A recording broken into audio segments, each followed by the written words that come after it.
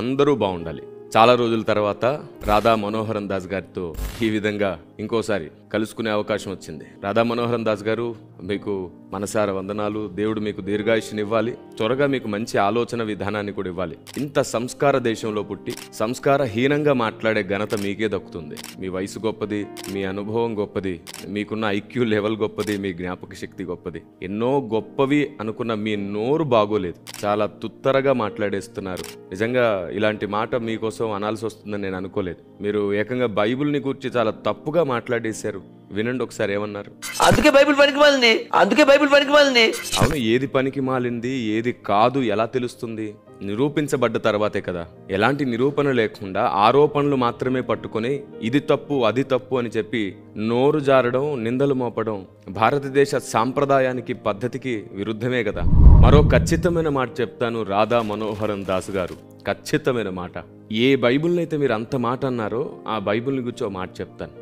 ఇంతవరకు ఏ మతం ద్వారా కానీ, ఏ కులం ద్వారా కానీ, ఏ రాజకీయ పార్టీ ద్వారా కానీ, ఏ సేవా సంస్థల ద్వారా కానీ ఇప్పటి వరకు దొంగలు కానీ, వ్యభిచారులు కానీ, నరహంతకులు కానీ, శాడిస్ట్ మొగులు కానీ, ప్యాకాటగాళ్ళు కానీ, లంచగొండులు కానీ మారలేదండి, మారలేదు. కానీ బైబిల్ గ్రంథం పట్టుకొని ఎందరో దొంగలు, వ్యభిచారులు, నరహంతకులు, శాడిస్టులు, మంత్రగాళ్ళు, లంచగొండులు అంతమంది మారారు. బైబిల్ మతాన్ని మార్చట్లేదు, బ్రతుకులను మారుస్తుంది. కేవలం సాంప్రదాయాలలో వస్తున్న మార్పిడిని బట్టి మాత్రమే మీరు ద్వేషిస్తున్నారు, దూషిస్తున్నారు. నేను చెప్తున్నాను చాలా తొందరగా నెక్స్ట్ వీడియోలోనే భారతీయ సాంప్రదాయాలను గూర్చి అద్భుతమైన నిరూపితమైన ఓ వీడియో మీ ముందుకు తీసుకొస్తాను. అప్పుడు మీకు అవగాహన కలుగుతుంది అసలు ఏం జరుగుతుందో. మీ అనుభవానికి తెలిసి కదండి మాట్లాడాలి.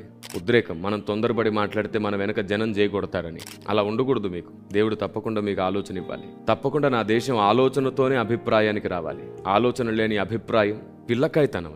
అది మీలో అలా కనబడడం బాగోలేదు. మీ వయసుకి, మీ అనుభవానికి అది ఏమాత్రం సూట్ అవ్వలేదు. ఇంకొంచెం మర్యాదగా, ఇంకొంచెం పద్ధతిగా అనేకులకు నేర్పించే గురువులా ప్రవర్తిస్తారని ఆశిస్తున్నాను. చూడండి, మత సాంప్రదాయాలు వేరు, దేశ సాంప్రదాయాలు వేరు. ఎందుకంటే దేశంలో అనేక మతాలు కలిసి నివాసం చేస్తున్నాయి. దేశం మొత్తానికి ఒక సాంప్రదాయం ఉంది. అందరినీ గౌరవించాలి, అందరినీ ప్రేమించాలి. అసలు నా దేశం గొప్పతనమే అది.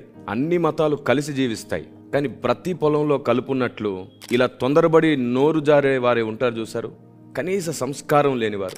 మీరు బెల్లంపల్లి ప్రవీణ్ గారిని, ఆ తర్వాత శ్యామ్ కిషోర్ గారిని కూడా నోరు జారి వాడు వీడు అని అగౌరవంగా మాట్లాడతారు. అలా జరగకూడదు. మనసావాచ కర్మన యథార్థంగా హృదయమంతటితోనే గౌరవించడం నేర్చుకుందాం. నాకు అలాగే నేర్పించబడింది దేశము నుండి, దేశ గ్రంథాల నుండి.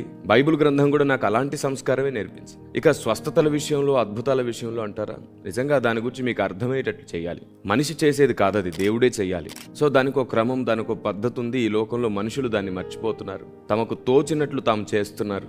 సమాజానికి మేలు జరుగునుగాక, ఏది ఏమైనా సమాజం బాగుపడాలి. కానీ మీ వయసుకు మాత్రం తగలేదు సుమ. మీ ఆలోచన విధానం చాలా వంకరగా వెళ్తుంది. ఎద్దేవా, మీ నోటి నిండా అపహాస్యతే ఉంది.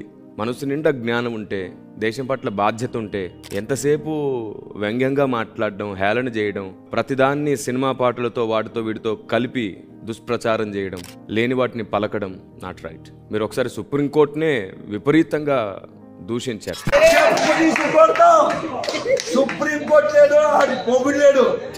ఆవేశం ఎప్పుడు సంస్కరణ చేయదు, ఆలోచన మాత్రమే సంస్కరణ చేస్తుంది. మీకు చెప్పేంత పెద్దవాడిని కాకపోవచ్చు, కానీ మీకు లేని పెద్ద ఆలోచన అయితే నాలో ఉంది. భారతదేశము అనేక గ్రంథాలను మేము చదివాం, బైబిల్ని 100 సార్లు చదివాం. అందరి విశ్వాసాలను గౌరవిస్తున్నాం, అందరి విశ్వాసాల మీద ఖచ్చితమైన అవగాహన కలిగి ఉన్నాం. దేవుడు క్రైస్తవుడు, దేవుడు హైందవుడు, దేవుడు ముస్లిం అని మీరు నేను మనం చెప్పలేం. మనం ఆ పేరు పెట్టుకున్నాం, పేరును బట్టి ప్రతిపాదన చేసుకున్నాం. క్రీస్తును వెంబడించేవాడు క్రైస్తవుడు, అల్లాహ్ని వెంబడించేవాడు ముస్లిం అంటే లోబడేవాడు. ఇక హైందవుడు ఇంకా ఇతర దేవీ దేవతలను పూజించి ఆరాధించేవాడు. హిందూ దేశంలో ఉండేవాడు. సింధు నాగరికత నుండి పుట్టినటువంటి హిందూ అనే పేరు. భారతదేశం అనేక మతాల సమ్మేళితమైన ఏక కుటుంబం. దాన్ని అలాగే ఉండనివ్వండి. మతం మారుట అనేది అభిప్రాయం మారితే జరుగుతుంది. ఈరోజు సాంప్రదాయాలు మారిపోతున్నాయి అనే ఒక అభద్రతాభావం కలుగుతుంది కాబట్టే తొందరపడుతున్నారు. చూడండి, నెక్స్ట్ రాబోతున్న వీడియోలో సాంప్రదాయమును గూర్చి, మీరే స్వయంగా వేదాలను గూర్చి మాట్లాడిన కొన్ని మాటలను గూర్చి, రామును గూర్చి, సీతను గూర్చి మీరు వివరించిన దాన్ని గూర్చి నేను చెప్పబోతున్నాను.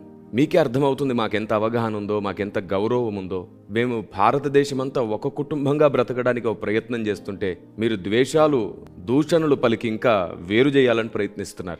సమస్త భూమిని చేసిన వాడు ఒక్కడే ఉన్నాడు. ఆ ఒక్కని గుణగణాలు తెలుసుకుంటే తప్ప మనం అందరం మోక్షాన్ని పొందలేం. సాక్షాత్ ఈ మాటలు వేదములలో కూడా ఉన్నాయిగా. ఆ ఒక్కడెవరో తెలుసుకోకుండా చనిపోతే అంధకారమైన వేదమే చెప్పిందిగా. నెక్స్ట్ ఎపిసోడ్ కోసం ఎదురు చూడండి. నిజంగా మీలో యథార్థత ఉంటే ప్రతిదాన్ని పరిశీలించిన తర్వాతే మాట్లాడడం నేర్చుకోండి. ఈలోపు మీరు పొరపాటుగా తొందరపడి పలికిన ఆ మాట ఉంది చూశారు, బైబిల్ని గూర్చి. అందుకే బైబిల్ పనికిమాలింది. ఆ మాట వెనక్కి తీసుకోండి. ఎప్పుడైనా కానీ రెచ్చగొట్టి పని చేయకూడదు, ఆలోచన చెప్పి పని చేయాలి. మరి మీ వయసుకి, మీ అనుభవానికి అలాంటి సంస్కారం ఉందని నేను నమ్ముతూ సెలవు. వచ్చే వీడియోలో కలుసుకుందాం. తప్పకుండా దేవుడు మీకు ఆరోగ్యం ఇచ్చి, దీర్ఘాయుష్యునిచ్చి, మీ వల్ల ఈ దేశానికి ఇంకా మేలే జరిగించునుగాక. God bless you.